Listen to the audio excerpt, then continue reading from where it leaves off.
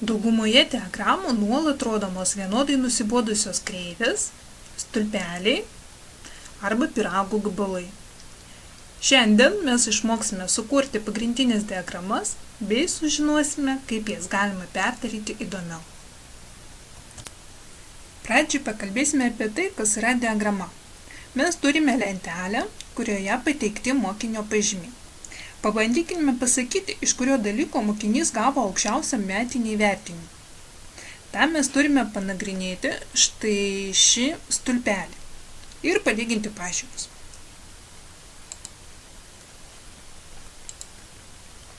Turint tokią diagramą, mes iš karto matome, kad informacinių technologijų stulpelis yra aukščiausias. O tai reiškia, kad būtent iš informacinių technologijų mokinys gavo aukščiausią įvertinimą. Pagrindinės diagramos, kurias mes nagrinėsime, tai yra stulpelinė diagrama, juostinė, skritulinė ir linijinė. Tam, kad mes galėtume sukurti diagramą, būtina turėti duomenų lentelę.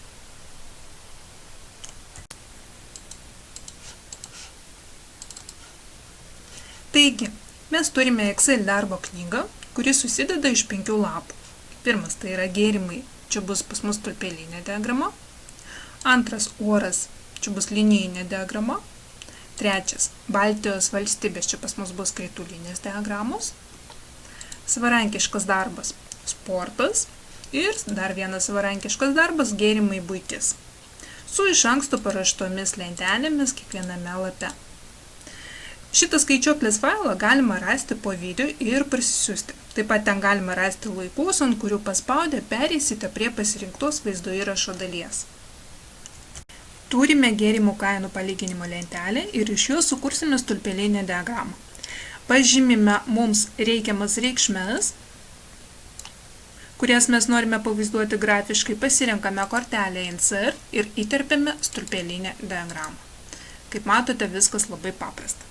Stulpelinė diagrama yra informatyvi, bet nuobodoka. Kad būtų įdomiau, vietoj standartinių stulpelių galima įterpti konkrečių vaizdų. Tai mes dabar ir padarysime. Darbalaukėje sukuriu naują aplanką, kadangi šiandien man reikės saugoti pakankamai daug vaizdų.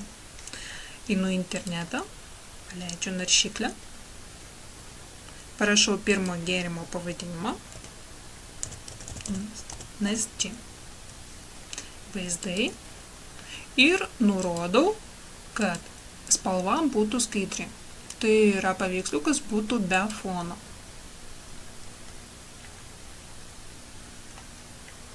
Dabar mums reikia surasti tinkamą vaizdą.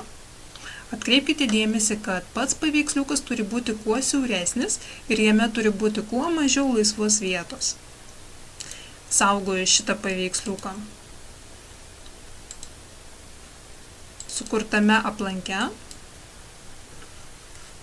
grįžtu į savo Excel darbą, paspaudžiu ant pirmo stulpelio, dar kartą paspaudžiu, nes pas mane pasižymėjo visi stulpeliai, man reikia, kad pasižymėtų tik tai vienas.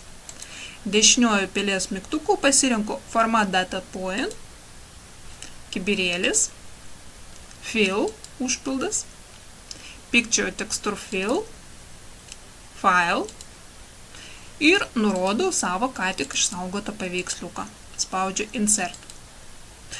Kol kas mes paliksime taip, kaip yra, toliau šiek tiek vėliau sutvarkysime. Sekantis mano gėrimas yra baržomė vanduo, tai vėl aš einu į internetą, rašau baržomė.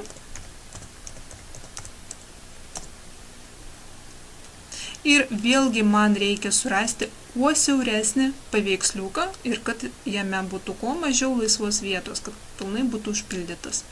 Spaudžiu Save Image, ten pat saugoju, grįžtu į Excelį, paspaudžiu ant stulpelio, šitą šoninę juostą pas mane išliko, pažymiu Picture Texture Fill, File, baržomė, Insert.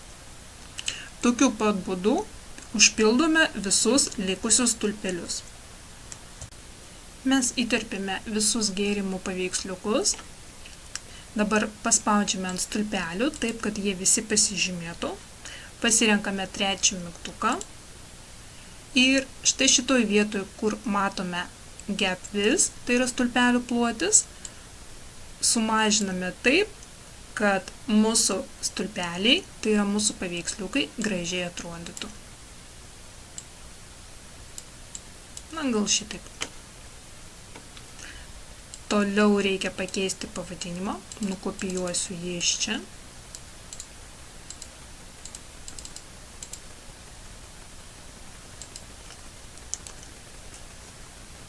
Ir uždėsiu reikšmes virš štai šitų paveiksliukų.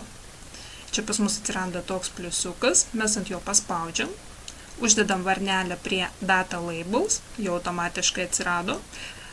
Ir jeigu dar pasirinksime štai šitą rodiklytę, galime nurodyti, kurioje būtent vietoje turėtų atsirasti tikslios reikšmės.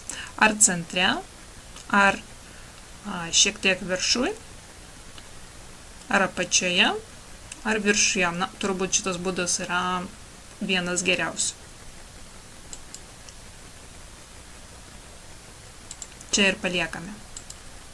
Na, taigi šitaip atrodanti diagrama yra daug patrauklesnė negu prieš tai buvusi vien tik tai su stulpeliais. Pereiname į antrą lapą, oras linijinė.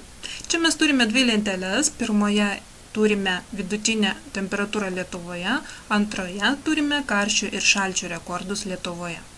Kartu dirbsime su vidutinė temperatūra Lietuvoje, pažymime visą lentelę. Pasirenkame kortelę Insert bei įterpiame linijinę diagramą su žymekliais, su markeriais.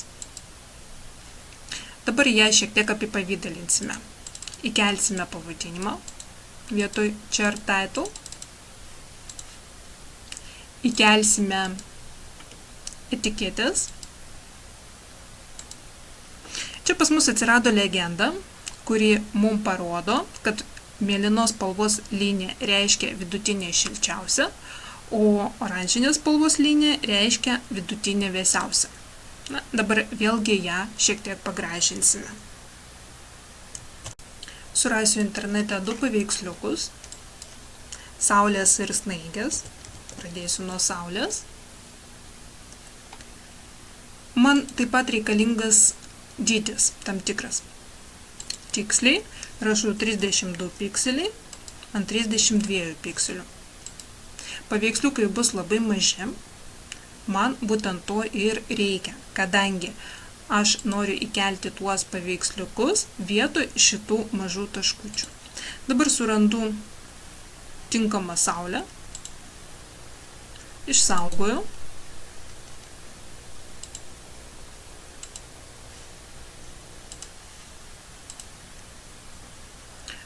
Paspaudžiu ant taškelio, dešiniojo pelės mygtuku, pasirenku Format Data Series, kibirėlis, Marker, Marker Options, Build In ir pasirenku paskutinį punktą, kur yra paveiksliukas. Tada pasirenku paveiksliuką, spaudžiu Insert. Va, gavau, nuostabu, labai gražu bė. Toliau, ką aš padarysiu, noriu šitą mėlyną liniją pakeisti į kokią nors oranžinę geltoną, nes pripratau prie to, kad šiltesnė temperatūra yra vaizduojama visgi tokiamis spalvomis. Tai pasirenku Line, pasirenku Color ir pasirenku kokią nors gražią oranžinę spalvą tai linijai. Gerai, atkreipkite dėmesį, kad legendoj pasikeitė spalva. Na, taip pat, ko dar man nereikėtų, tai man nereikėtų šitų kraštinių aplink saulės. Tai pereinu vėl į markerį. Šiek tiek žemiau yra border. Spaudžiu No Line. Puiku. Taip pat sutvarkysiu ir vėsiausių orų kreivę. Dabar rašau jau Snowflake.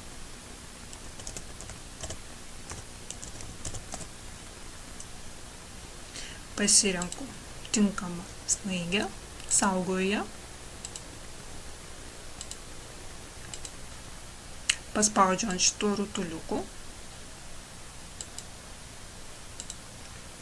pasirenku markerį, Marker Options, Build In, pasirenku paveiksliuką paskutinį ir nurodau savo ką tik išsaugotas snaiges, spaudžiu Insert.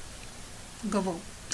Na, vėlgi man nereikia šitų kraštinių aplink mano snaiges, tai pavažiuoju šiek tiek žemiau, markeris, pavažiuoju žemiau ir nurodau No Line. Noriu štai šitą liniją irgi nuspalvinti dabar mėlynai.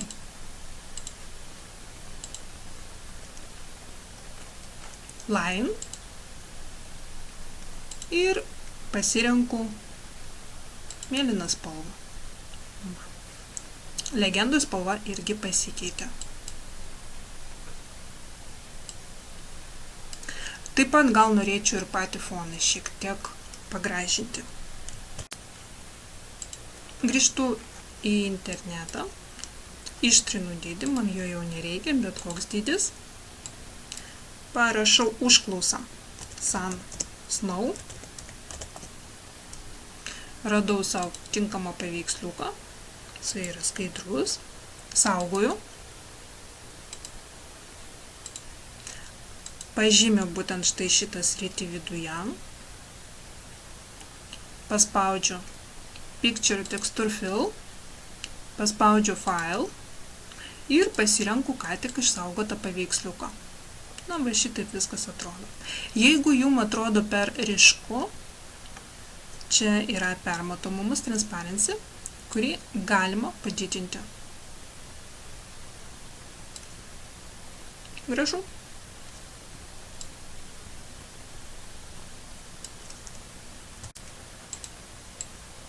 Karščio bei šalčio rekordus Lietuvoje palieku jų sukurti savarankiškai ir nustebinti mane tokiu pat gražiu ir patraukliu vaizdu.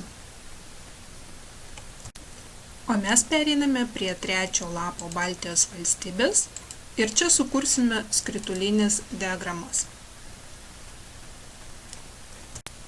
Mes turime šalių bei sostinių duomenų palyginimą. Šalių duomenų palyginimą padarysime kartu, o sostinių paliksiu jums padaryti savarankiškai. Pažymime šalių pavadinimus bei bendrą gyventojų skaičių, tik tai 2 stulpelius, pasirenkame kortelę Insert bei įterpiame skritulinę 3D diagramą.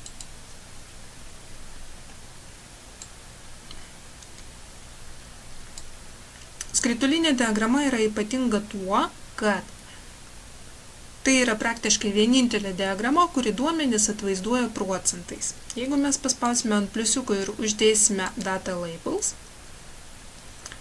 darysime, kad mums rodytų outside, tai yra išorė. Dabar paspausiu ant jų dešiniojo pelės mygtukų, pasirinksiu format Data Labels, atsiras šoninė juosta, kurioje uždėsiu varnelę prie procentų ir nuimsiu varnelę nuo reikšmių. Kaip matote, dabar kiekvienas pyrago gabaliukas atvaizduojamas procentais. Noriu šią diagramą taip pat pagražinti paveiksliukais.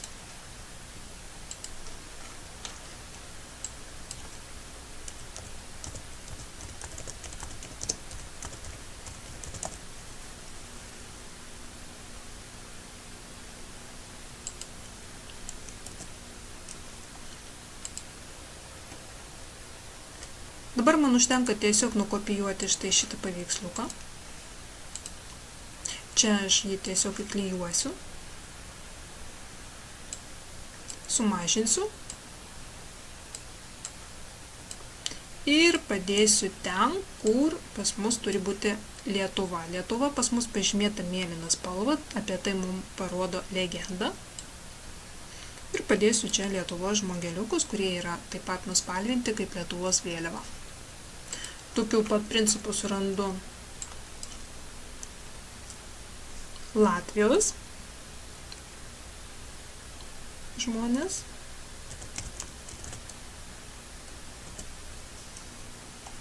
kopijuoju,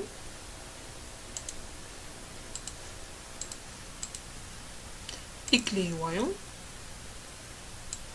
sumažinu ir padedu ant to gabaliuko, kur turėtų būti pavaizduota Latvija. Tai yra oranžinis gabaliukas, tai čia ir padėsiu. Na ir dabar reikia surasti Estijos piliečius. Kaip matote, užklausas mes rašome anglų kalbą. Kopijuoju paveiksliuką. Įklijuoju. Sumažinu. Padedu.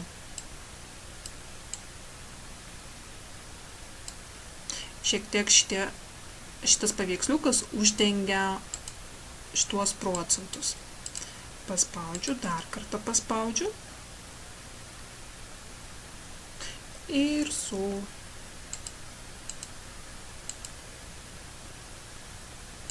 jį tiesiog perkeliu.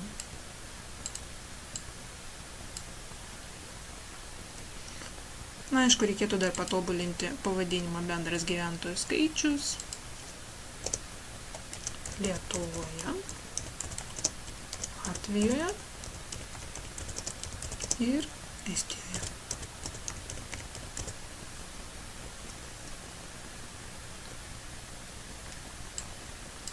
Sumažinsiu šrifto dydį, kad tilptų į vieną eilutę.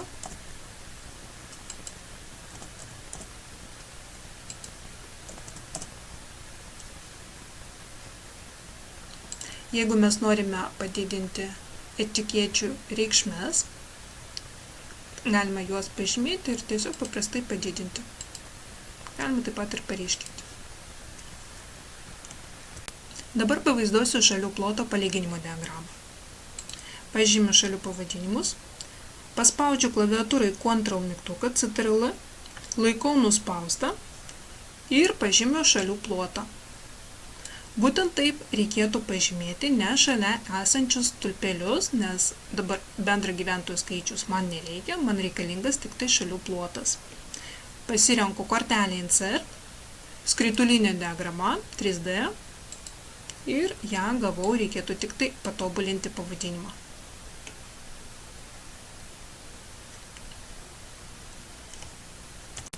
Pavadinimą patobulinau, dabar įkelsiu reikšmes, kurias pavaizduosiu procentais. Vėl paspausiu ant pliusiuko, Data Labels, pasirinksiu, kad būtų išorė, outside end, ir dabar norėčiau, kad tai būtų pavaizduota procentais. Spaudžiu dešiniojo pelės mygtuku, pasirenku format Data Labels, uždedu varnelę prie procentų, nuimu nuo reikšmių. Ir dabar noriu, kad kiekvienas pyrago gabaliukas būtų nuspalvintas tuo šalies vėliava. Grįžtu į internetą, parašau Lietuva, nuimu skaidrumą, apskritai išvalau visus filtrus, man jų dabar jau nereikia, išsaugoju Lietuvos paveiksliuką, Lietuvos vėliavą.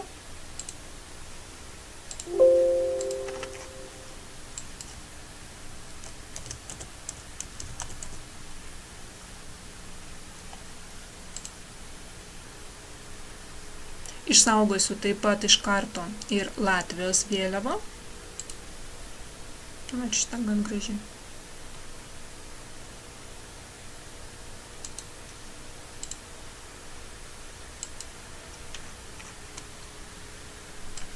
Ir Estijos taip pat.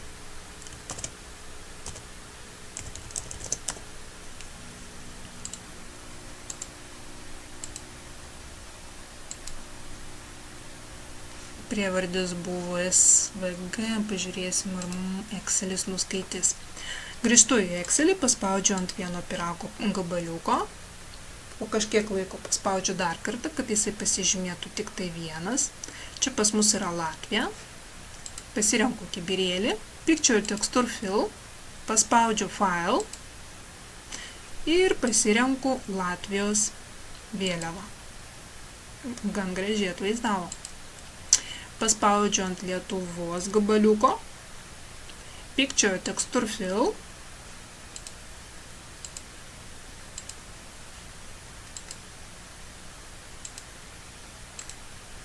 pasirenku Lietuvos vėliavą. Paspaudžiu ant trečio gabaliuko Estijos, Picture Texture Fill, File ir pasirenku Estijos vėliavą. Na, šitaip irgi gan įdomiai nuspalvinau savo diagramą. Ir mes gauna va štai tokį rezultatą, kuris irgi yra gan neeilinis. Visas kitas diagramas kursite savarankiškai. Sostinių gyventojų skaičiaus skritulinė diagrama bei sostinių ploto skritulinė diagrama. Taip pat savarankiškai sporto šakų diagrama. Čia bus viena stulpelinė diagrama ir viena linijinė diagrama. Ir paskutinėje kortelėje jūs rasite dar 2 lenteles, sukursite savarankiškai dar 2 skritulinės diagramas. Viena skritulinė diagrama populiariausių gėrimų ir kita skritulinė diagrama vidutinių šeimos išlaidų. Nepamirškite viską gražiai kūrybiškai apipavidalinti. Aš linkiu jums išlikti originaliem ir kurti tokias diagramas, kurios nustebintų žiūrovus savo patrauklią išvaizdą.